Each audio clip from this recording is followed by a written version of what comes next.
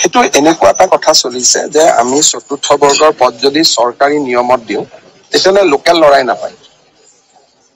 Local ল'ৰাই কিয় নাপায়? পৰীক্ষা দিব লাগে।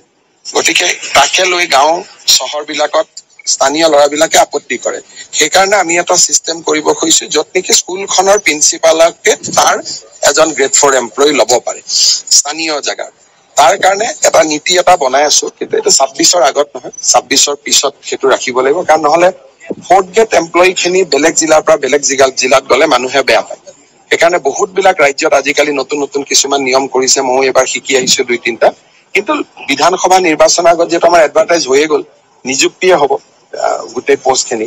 সেইকাৰণে এতিয়া নহয়, বিধানসভা ইলেকশ্যনৰ পিছত কলেজৰ গ্ৰেড 4 পোষ্ট, হস্পিটেলৰ গ্ৰেড 4 পোষ্ট, স্কুলৰ গ্ৰেড 4 পোষ্ট, এইখিনি যাতে সেই মৌজাটোৰ ল'ৰাই বা সেই গাঁৱৰ ল'ৰাই পায়, তাত স্কুলৰ গ্ৰেড 4 পোষ্ট, এইখিনি যাতে সেই মৌজাটোৰ ল'ৰাই বা সেই গাঁৱৰ ল'ৰাই পায়, তাৰ কাৰণে আমি নীতি এটা গাঁৱৰ ল'ৰাই পায়, তাৰ কাৰণে আমি নীতি এটা বনাই আছো।